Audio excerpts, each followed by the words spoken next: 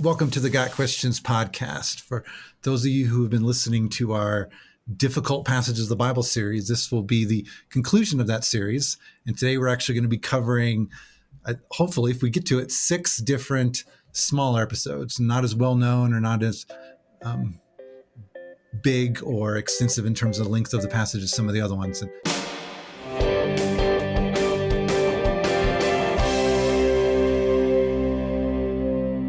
So Jeff and Kevin are joining me as usual today to discuss these, hopefully help you and help us to come to a better understanding what's going on. So I'm kind of going to draw pieces of paper. We know what the 6 situations are, maybe not 100% sure which ones we're going to end up with, but Jeff volunteered for this first one, and I'm glad he did. So Jeff, the first question we're going to deal with is in 2 Kings chapter 3. There's an interesting passage about the Moabites rebel against Israel. Israel comes to invade, brings Judah and Edom along with them. They're winning the battle, and then suddenly something happens that makes a difference that I don't understand why that made a difference. So fill us in. What's going on in 2 Kings chapter 3? Well, like you said, there's a sort of a bizarre war going on. It's basically about whether or not Moab is going to continue to submit the way that they're supposed to. And Israel at this point in time is actually split into 2 kingdoms. So you have Judah in the south, Israel in the north. And they coordinate. Somehow they get Edom involved in it, even though Edom is typically one of their enemies. They go after the Moabites, and beforehand they stop and they talk to Elisha and get some information about what's going to happen and how it's going to happen. When they actually go to do the attack, there's this sort of strange episode where there's a sudden onrush of water into the fields, and the Moabites see it and think maybe it's blood, so they think that the soldiers are gone, so they run out and they find out that it's not soldiers, it's just water, and they get caught, chased back into Moab. And the real critical part of it happens when the Moabite king gets cornered. He takes a couple hundred of his best swordsmen, and he tries to push through against Edom specifically because he probably figures that's the best chance he's got. When that doesn't work, Scripture says that he takes his son and sacrifices him, presumably on the walls right in front of everybody where they can see it. And I'm just going to read the verse here. We've got 2 Kings 3:27. Then he, this is the king of Edom, or sorry, the king of the Moabites. Then he took his oldest son, who was to reign in his place, and offered him for a burnt offering on the wall. And there came great wrath against Israel, and they withdrew from him and returned to their own land. That's the part that's kind of interesting, is you've got the wars going on, it goes badly, he sacrifices his son, and then wrath comes on Israel, and they leave. So we are not the only people to look at this and kind of raise an eyebrow and say, what exactly is that supposed to mean? The language that's there is a little obscure, and it is definitely vague. So people have offered a couple different options. One is that this is God's wrath coming down on the people of Israel, possibly because they took this conflict too far and they wound up pushing the Moabite king to sacrifice his son. That's one of the options. Another option is that the wrath that's coming down is that Israel is just disgusted by what they see, that they recognize to themselves, oh, we went too far. We pushed this situation just way further than we were supposed to. Another is that, remember, Israel, Judah, and Edom are 3 separate entities in this going against the Moabites. And one option is that Judah and Edom are the ones who get angry about this. So it's Israel, in the sense of the northern kingdom of Israel, that everybody gets mad at. The Moabites may have been motivated by what happened. They may have seen their king sacrifice his son, and that so rallied them that they were able to drive everybody back. Another option that, at least if you read it from the secular perspective, people want to talk about is the idea that the Moabite god is supposedly being the one who is sending his wrath, that he's responding to the sacrifice and he's sending people. The other option is that the sacrifice here is mentioned, but that it's not necessarily the cause of what happens after. And all of those different ideas, I think there's 8 of them, have different strengths and different weaknesses. None of them, except the one about the Moabite god, is easy to just dismiss out of hand. Now, the reason we know that this text is not saying that the Moabite god sent that power is because throughout the Old Testament, including these passages here, it's made clear that the writer is writing from the understanding that there is only one God and that these Moabite deities are not actually deities. So it would be a very poor misunderstanding of what the writer means to assume it. I can see when you read it that that could be a possibility you put out there, but in the context, it just doesn't work. Most people come down with the assumption that this is either God is angry at Israel because they've driven Moab to do something awful, or that the shock of what happened just completely disrupted the battle and everybody just kind of stopped and went, whoa, wait, hang on. We can't do this. And we don't really have a good answer for exactly what happened. We know what it says and we know what the end result was, but we don't have anything really, really clear. Now, we do know that there were issues beforehand where Israel was committing idolatry, having a lot of other issues and a lot of other problems. So God had reasons to be upset and angry with Israel. So personally, when I read it, the thing that sort of makes sense to me is that the sacrifice is mentioned as a way of discussing, it was an important thing that happened, but that God ultimately let Israel fail in the battle because of these other things and these other issues that you see discussed in the passage. So that is, I think, the most reasonable possibility, but other people have different ideas. We know that God is not necessarily going to punish Israel directly for some sin that someone else committed, but he may have been upset because they took what should have been a minor issue and turned it into something big. So lots of different possibilities, different options in there. It's always going to be a question mark. I don't think there's any scholar who can come down on that and say, I can tell you with 100% certainty this is what it means, but at least we've got some sort of an idea. Yeah, I mean, Jeff, that's is preparation for this and questions we've gotten in the past. Those are the different views I've heard as well. What I found fascinating about this passage is that there's actually a version of the story from the Moabite perspective. Right.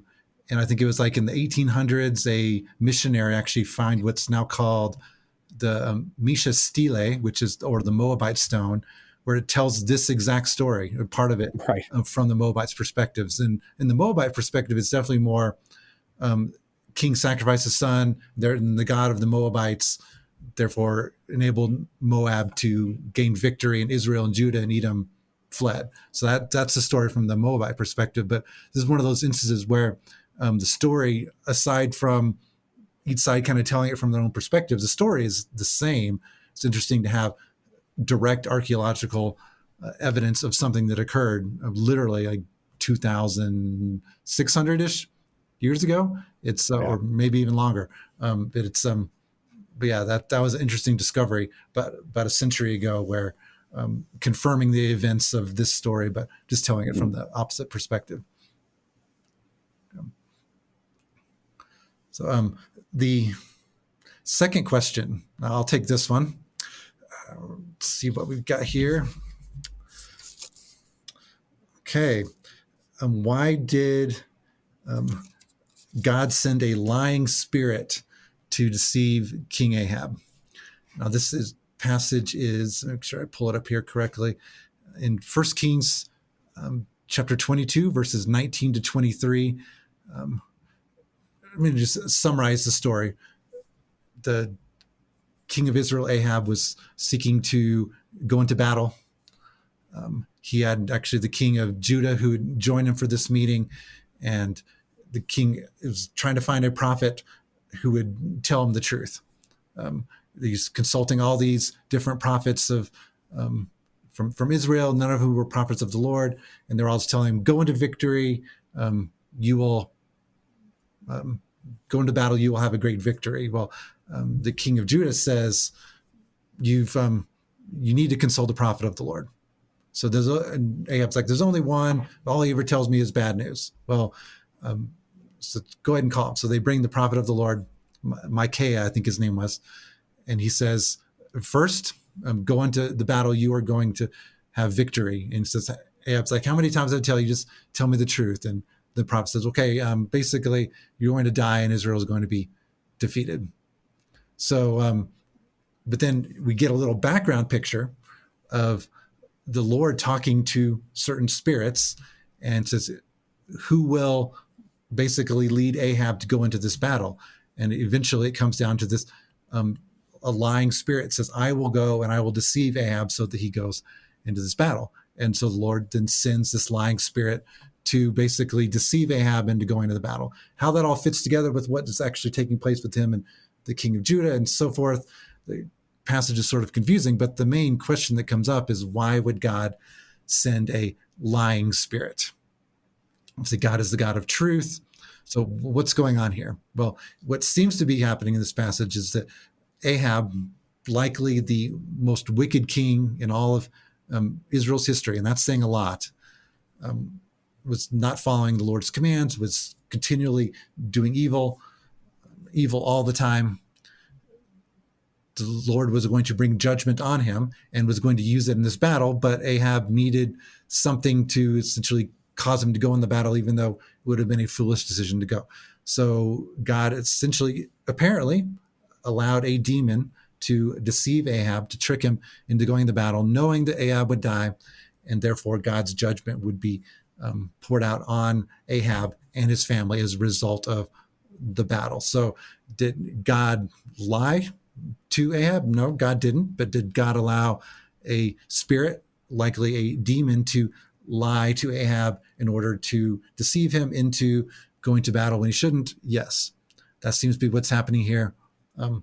How often does God do this sort of thing? Does God use demonic deception? It's like, yes, he does. Just as God uses human deception. When we lie to each other, that's evil. It's not God's plan, but God still uses it to accomplish his purposes. So just remember, when Ahab, it's not like God is tricking a righteous king into making a stupid decision so he will die. No, God is allowing a demon to deceive Ahab, who is already deceived and doing demonic acts and rebelling against the Lord in every possible way imaginable in order to bring about judgment on him. So that's the gist, the summary of why God sent a lying spirit to deceive Ahab. So, Kevin, are you ready for yours? I'm next. Yes. I'm next. What do you have for me, Shay? Oh, and I'll just say, by the way, that story of Micaiah is one of my favorite in the Old Testament. Micaiah himself is one of my favorite people in the Bible. I just love his courage and his sarcasm as well that he uses in that narrative. But what's? I'm glad you brought up that word. Yeah. So it's the same with me. I think that that initial encounter between Micaiah and Ahab is great, and it proves the point you were saying, Shay, is that this is basically God just letting Ahab get what he wants, because he says there's only one prophet. He never says anything good. Micaiah shows up and says, "Go ahead, you're going to win. Go ahead." Yeah. And Ahab goes, "Come on, what are you going to say?" He says, "Oh, you're going to go up there and you're going to die." And Ahab turns. It's like a scene from a gangster movie. He just turns to his friend and said, "See this guy? This guy," and then he ignores him. Yep. And he goes on. So I'm glad. I agree with you, Kevin. It's one of the most primary examples of sarcasm you get in the Old Testament. It works well. Yeah. It does. No, it is a fascinating passage, but seeing from the human perspective and getting a picture behind the veil of what's going on in the spiritual realm. So, Kevin, your question regarding Uzzah and the ark. Super quick summary, and then Kevin can take it from there. The ark had been staying at not in Jerusalem, not in the tabernacle, and there David wanted to bring it into the city, and so the ark is being brought. The cart that it was on starts to stumble. Maybe the ark is a fall. Uzzah reaches up to steady the ark, and God strikes him dead for touching the ark. So, Kevin, what's going on in this passage?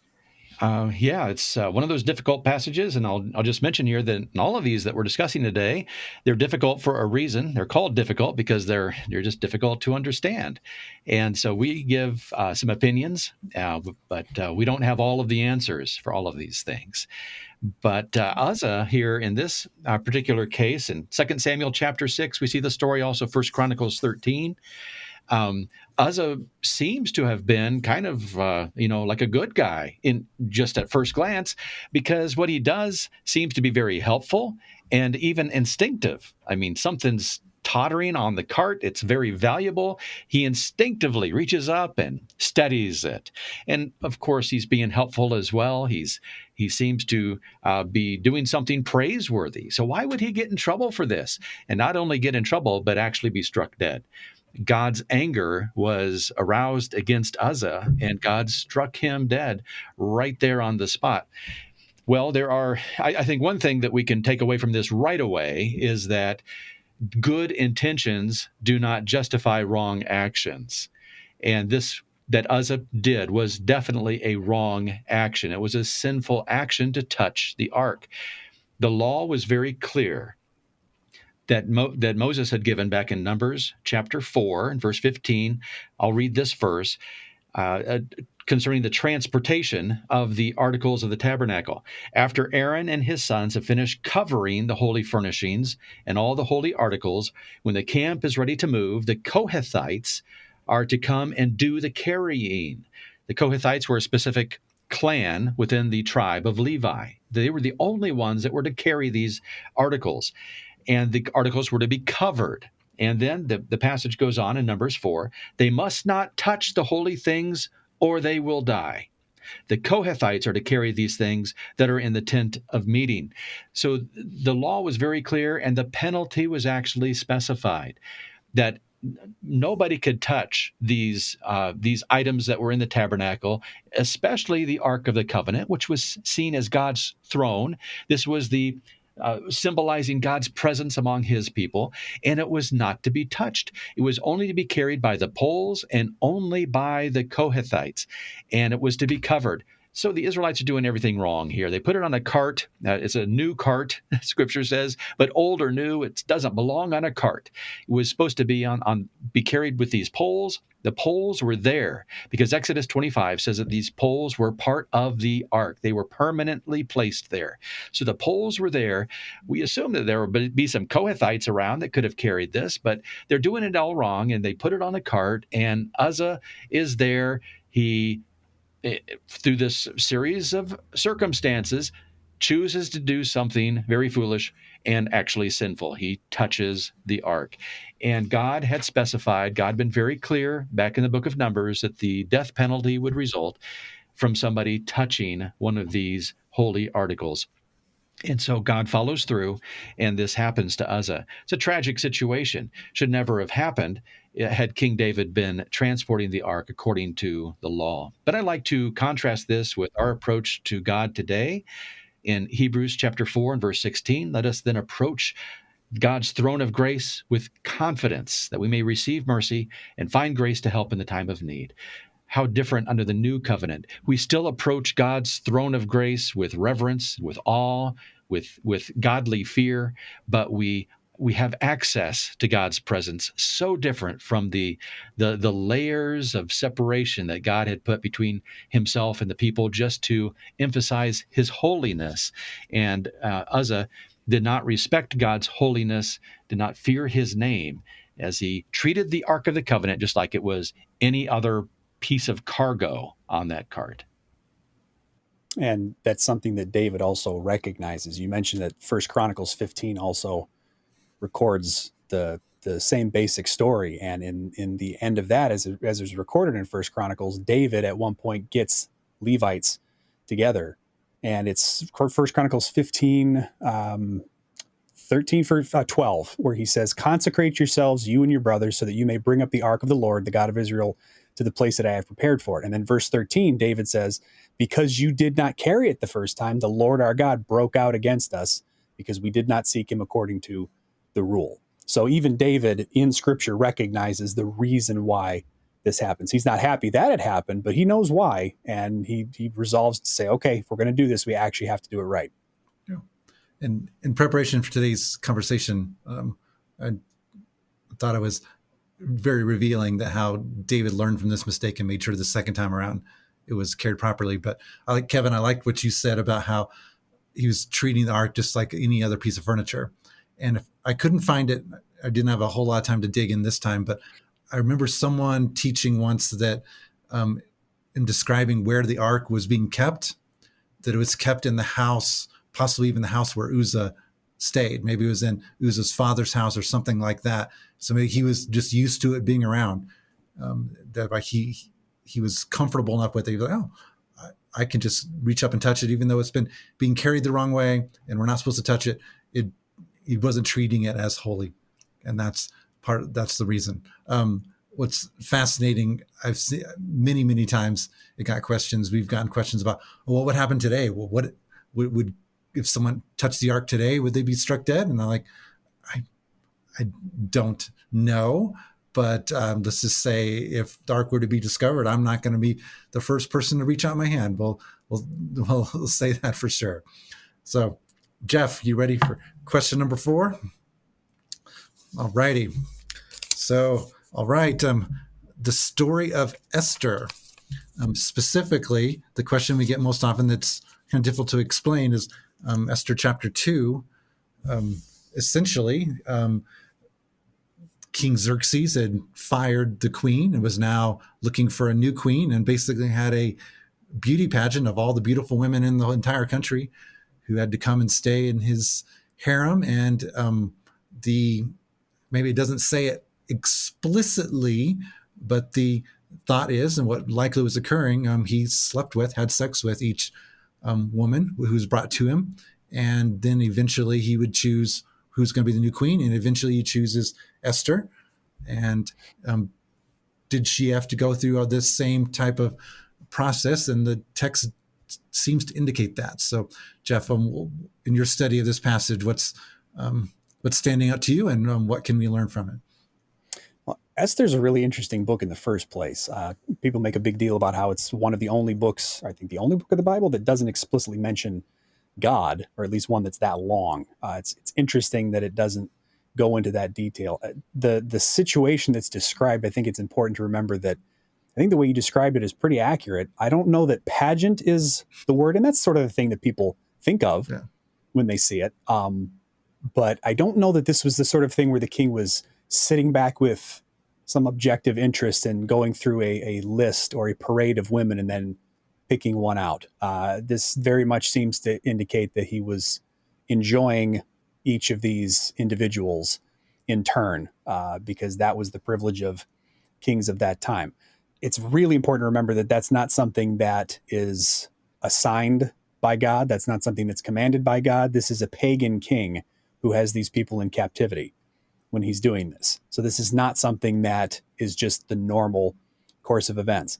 People may want to say, well, why wouldn't Esther just refuse to do that and say, I'm not going to, be intimate with this man out of wedlock?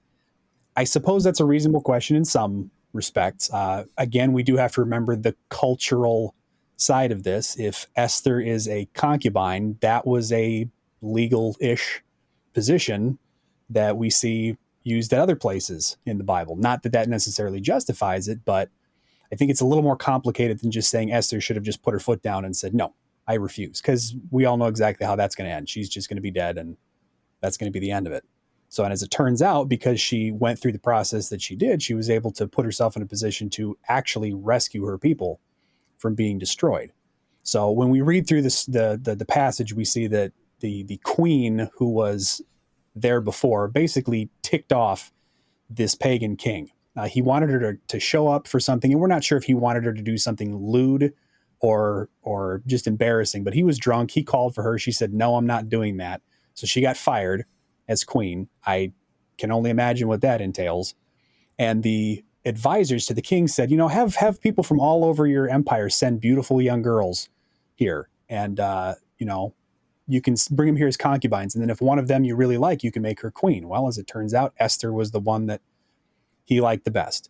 So we would like maybe to read this and feel like, the king was looking at these women one at a time, and he saw Esther and he said, oh, wow, she's really pretty. I'm going to make her the queen.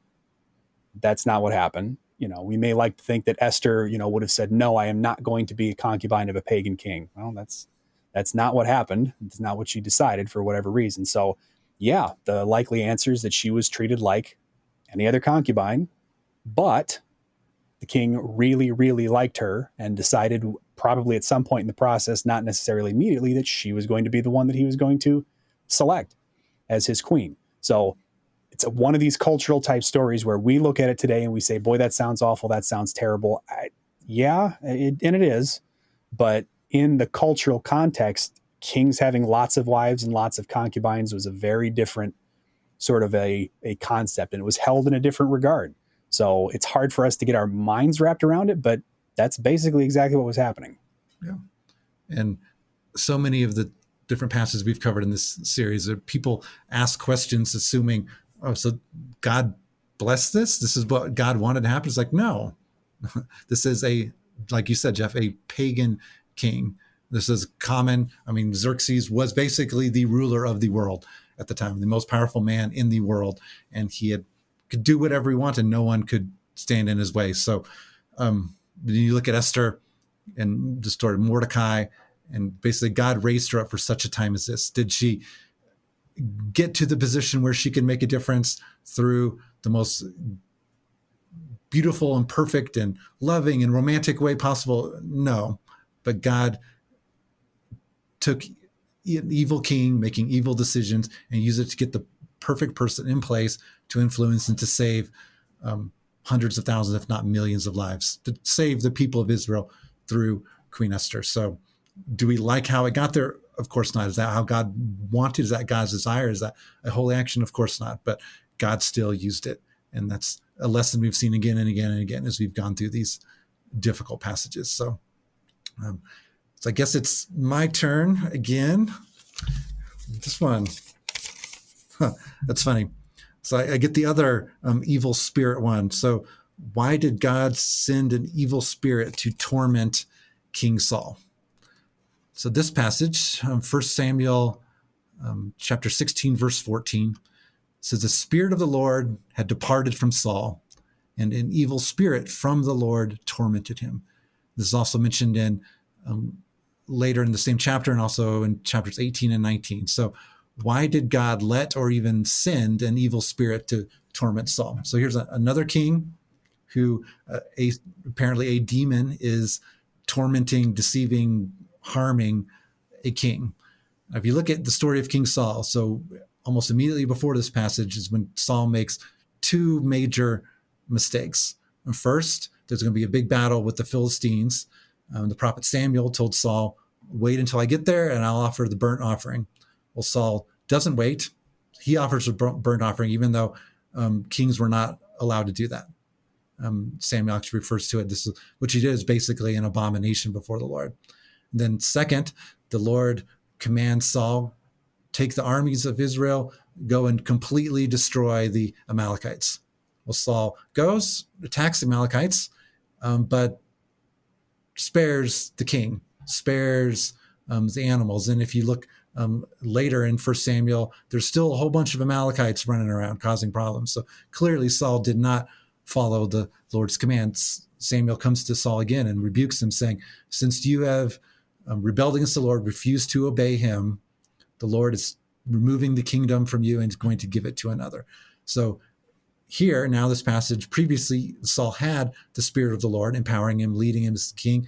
God withdrew, apparently what I'd say it's the Holy Spirit, and now is allowing the demons to attack Saul, which they likely wanted to do to begin with, but previously Saul had God's protection. So this evil spirit from the Lord, it's not like the Lord is an evil spirit, which is what some people interpret this passage, but no, the Lord sent or allowed an evil spirit, a demon, to come and torment Saul. And this is from the time of the two big disobediences of Saul to you see Saul downward spiral, tries to kill David multiple times, continuing to make evil choices down to the point where towards right before the end of his life, he consults a witch, a medium, because the Lord had completely ceased talking to him. So that's what's going on here in this passage. Saul had rebelled against the Lord, had not repented from that. The Lord withdrew his spirit from Saul and was allowing a evil spirit to torment Saul as judgment on his evil choices. So that's that passage. So Kevin or Jeff, any thoughts on this? Anything I'm missing on that one? I don't know if there's anything missing from what you said, but when I read that passage and also tying it in with the one that we mentioned earlier about Micaiah and the prophets of Baal there and the lying spirit that was sent by God, just a reminder that God is sovereign. And one of his names in Scripture is the Lord of hosts. And sometimes that's translated as the Lord of heavenly hosts. And so I think that might include not just the heavenly armies, the angelic armies of heaven, but also the evil spirits armies as well. God is sovereign over all of them, and they do His bidding. We also see in the book of Job that it looks like they have to ask permission.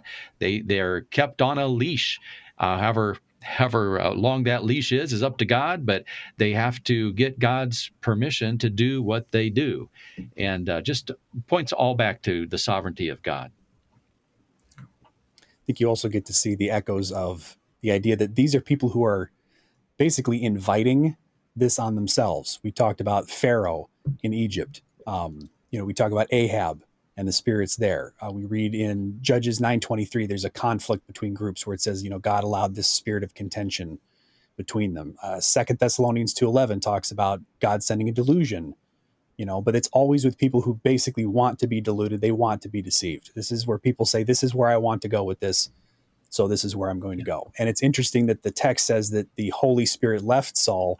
That made him subject to this tormenting spirit. And even the men who were advising him to get music therapy from David, they actually say, God is sending this spirit. So we're going to have somebody come in and play music for you so it will ease what's happening. And that to me strikes a lot to that idea that this is about a voluntary thing. This is not Saul being demon possessed.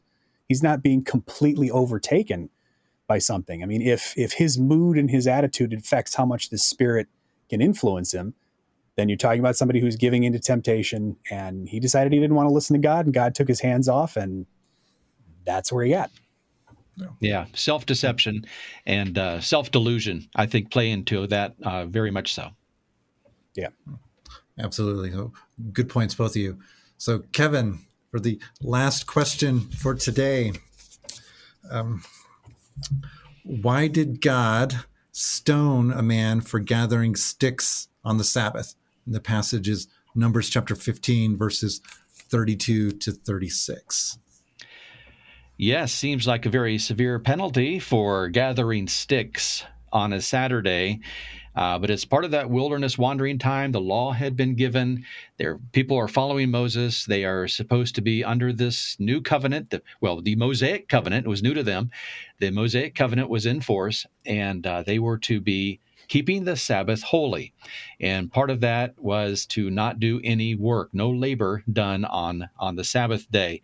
And so they caught this man gathering sticks. They keep him in custody for a while, and they inquire of the Lord, what should we do with this man? They didn't know exactly what the penalty should be. And the Lord said, this man must die. Execute him by stoning. And so that was carried out. And that does seem to be very severe to us.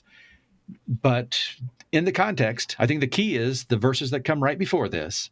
So Numbers 15, verses 30 and 31, God says this, if anyone sins defiantly, whether native born or foreigner, blasphemes the Lord, he must be cut off from the people of Israel. Because they've despised the Lord's word and broken his commands, they must surely be cut off. Their guilt remains on them.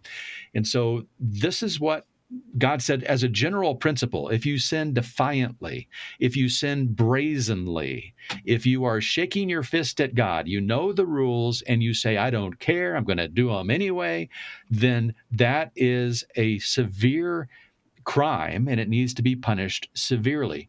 So the general principle is given about defiant sin. And then immediately following that, God gives an example, what this looked like. Mm-hmm. This happened. And so this is what it looks like to sin defiantly. This man was stoned to death because he was sinning defiantly. He was rebelling against God, open rebellion against a clear command of God. He knew what he was doing. This wasn't an example of a case of a guy that just went out there and picked up a stick and then said, oh man, what day is it? And he drops it again because it was a mistake. He doesn't go out there and try to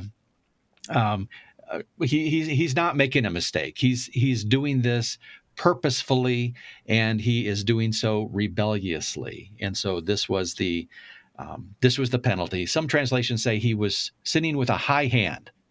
Others say he was sinning brazenly. But it was open rebellion against God, and so God seems to be right at the very beginning here, setting the standard and sounding the warning. This was a warning to all of Israel that God's not going to tolerate flippancy and the ignoring of His word. That this law, this covenant that they were under, was meant to be kept. And I see parallels in Acts chapter 5 with the sin of Ananias and Sapphira, right there at the beginning of the early church. God kind of did the same thing. He said, I'm going to set this as an example. Let this serve as a warning to all the church that God, you don't lie to the Holy Spirit. You keep God holy.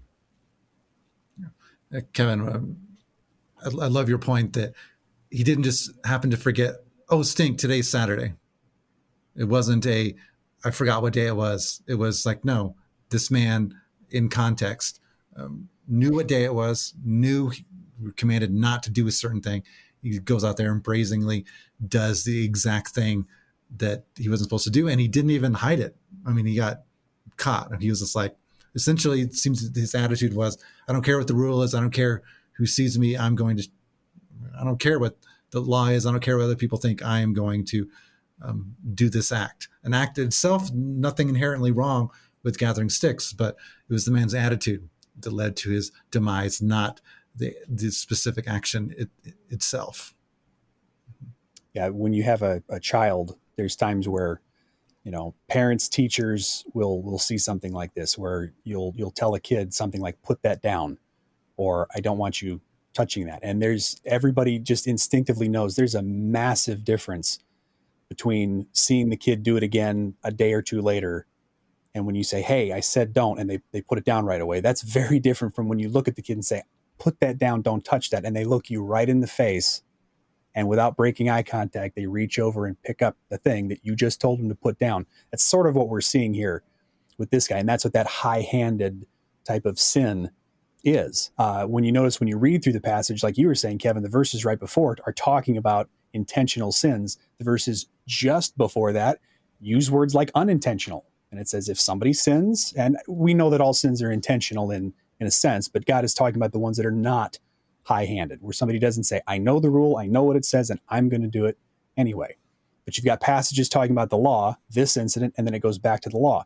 This incident is sort of like when you read a textbook and or a study Bible, and they have those little insets off to the side. It's separate from the rest of the text. It's got a little border around it, maybe a different color that's talking about. That's almost what this feels like. This is a little side commentary that's included there to explain what this looks like in practice. And then it goes back to talking about what's happening. So the guy got due process. It doesn't say they saw him and they just went out and killed him. It says they got a hold of him. They held him until they could figure out what was happening. And when they determined that he had decided to do this very much on purpose, they said, well, you if you don't want trouble, don't ask for trouble. So I guess he wanted the smoke and he got it.